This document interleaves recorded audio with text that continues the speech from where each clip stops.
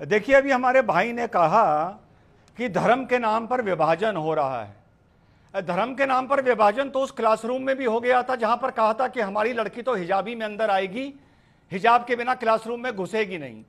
विभाजन तो क्लासरूम में धर्म के नाम पर हो गया था, पहली चीज। दूसरी चीज, विभाजन की जहां तक बात है, और खान पान का कभी कोई मजहब नहीं होता, खाना खिलाने वाला, पानी पिलाने वाले का भी कभी मजहब नहीं होता। ये सिर्फ सावन के महीने के लिए एक एहतियात है। और अगर खाने का कोई मजहब नहीं होता तो कभी तो मिठाई मिठाई रहती है, कभी वो प्रसाद बन जाती है, और जब प्रसाद बन जाती है तो 90% मुसलमान उसे खाता नहीं है कि यार ये तो शिर्क है, ये तो गुनाह है। तो भैया मिठाई को मिठाई रहने दो, प्रसाद भी अगर मिठाई के रूप में मिल रहा है तो मिठाई समझ के खा लो, क्यों नहीं खाते हो?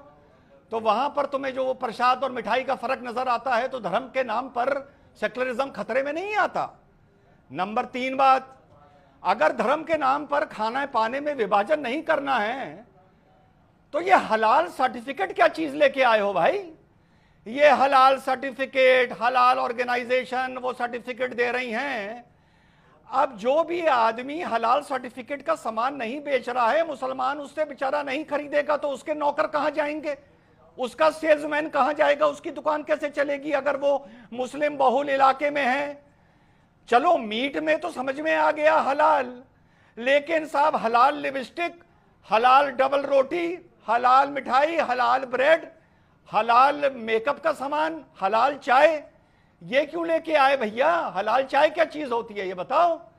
तो ये आप इसलिए लेके आए ताकि मुसलमान को ये पता चले कि ये जो चीज बनी है, ये चाय जब बनाई गई है तो इसमें कलमा पड़ा गया है, इस मारे इसको हलाल बोला गया है।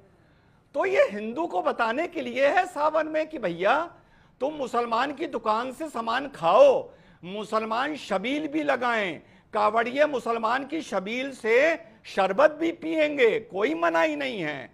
लेकिन उसको बताने के लिए ये बात है कि भाई ये दुकान मुसलमान की है, प्रतिबंध कोई नहीं है। लेकिन लेकिन लेकिन लेकिन लेकिन लेकिन बात खत्म हो गई। ये तो